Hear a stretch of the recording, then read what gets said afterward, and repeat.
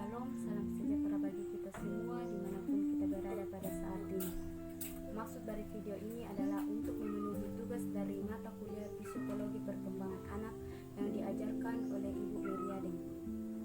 Pada video saat ini saya akan membahas tentang masa perkembangan anak prasekolah. Namun sebelum itu saya akan memperkenalkan diri. Perkenalkan, nama saya Veronica Salembe, salah satu mahasiswa dari Institut Agama Kristen Negeri Toraja, Prodi Bimbingan Konseling Kristen. Masa perkembangan anak prasekolah.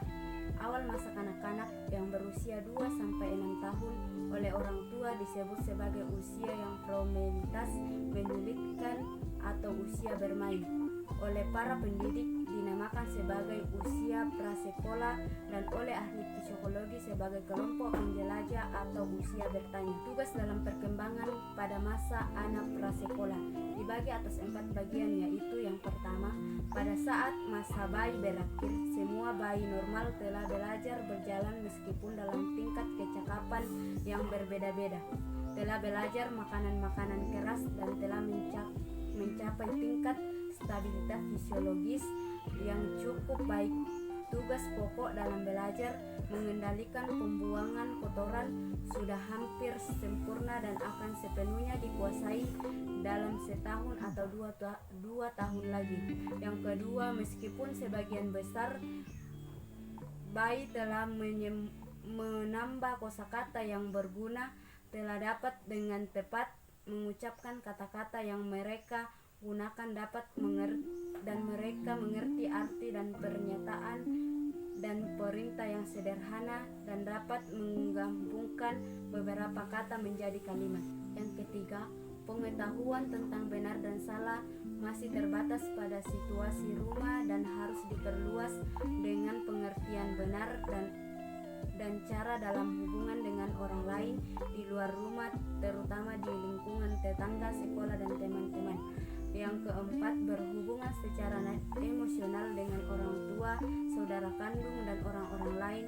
Hubungan emosional yang terdapat selama masa bayi harus diganti dengan hubungan yang lebih matang. Keterampilan khusus anak masa prasekolah. Yang pertama, keterampilan tangan. Yang kedua, keterampilan kaki. Kemajuan berbicara dalam awal masa kanak-kanak. Pada saat anak-anak berusia 2 tahun, kebanyakan bentuk-bentuk komunikasi prabicara yang tadinya sangat bermanfaat dalam masa bayi telah ditinggalkan. Anak-anak tidak lagi mengoceh dan tangisan mereka sudah sangat berkurang. Ia mungkin menggunakan bahasa isyarat, terutama sebagai pelengkap bagi pembicaraan. Tetapi anak-anak terus berkomunikasi dengan orang-orang dengan ungkapan-ungkapan emosi yang secara seluruhan lebih diterima secara sosial dan tidak terlalu dianggap seperti bayi daripada bentuk-bentuk prabicara lainnya. Untuk meningkatkan komunikasi, anak-anak harus menguasai 2 tugas pokok yang merupakan unsur penting dalam belajar berbicara. Yang pertama, mereka harus meningkatkan kemampuan untuk mengerti apa yang dikatakan oleh orang lain.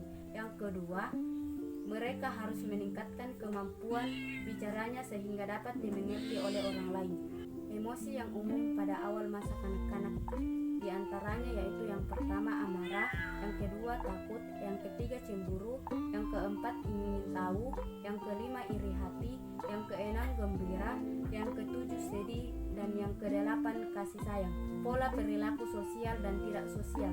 Yang pertama, pola sosial, diantaranya yang pertama meniru, yang kedua persaingan, yang ketiga kerjasama, yang keempat simpati, yang kelima empati, yang keenam dukungan sosial, dan yang ketujuh membagi. Yang kedua, pola tidak sosial, diantaranya yang pertama negativisme, yang kedua agresif, yang ketiga perilaku berkuasa, yang keempat memikirkan diri sendiri, yang kelima mementingkan diri sendiri, yang keenam merusak, yang ketujuh pertentangan seks, yang kedelapan prasangka. Yang ketiga, pola bermain awal masa kanak-kanak, diantaranya yang pertama bermain dengan mainan, yang kedua dramatisasi, yang ketiga konstruksi, yang keempat permainan, yang kelima membaca, dan yang keenam film dan televisi.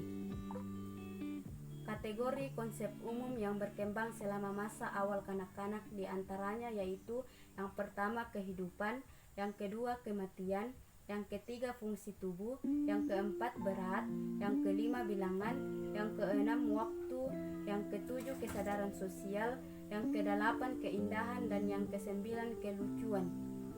Saat memantau ciri-ciri perkembangan anak usia prasekolah, selain melihat dari tampilan fisik, ada dimensi yang sebaiknya kita perhatikan untuk memastikan tumbuh kembang si buah hati berlangsung dengan optimis. Kelima dimensi yang harus dipantau adalah: yang pertama, kognitif.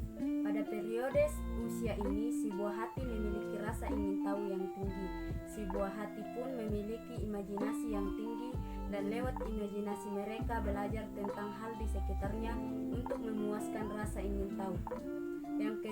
Yang kedua, motorik atau kasar dan halus. Di usia prasekolah, kemampuan motorik di si buah hati mengalami kemajuan. Si buah hati sudah bisa bergerak dengan gesit sambil berdiri, berjalan, berlari, dan melompat. Dia bisa dengan mudah melakukan kegiatan sehari-hari yang membutuhkan gerakan konstan seperti naik turun tangga dan berjalan maju mundur. Yang ketiga, bahasa. Perkembangan kemampuan bahasa pada si buah hati terjadi paling cepat antara usia 2 dan 5 tahun usia. Kosakata yang dimilikinya akan meningkat dari sekitar 50 sampai 100 kata menjadi lebih dari 2000 saat si buah hati berusia 5 tahun. Yang keempat, sosial. Di periode usia ini, si buah hati sudah senang bermain dengan anak-anak seusianya dan bisa berinteraksi dengan teman-teman seusianya. Yang kelima, kesehatan. Secara tinggi badan, tubuh si buah hati yang memasuki periode usia prasekolah akan bertambah sekitar 5 hingga 7,5 cm tiap tahunnya. Dari segi berat badan, ia akan bertambah kurang lebih 2 kg per tahunnya. Sampai di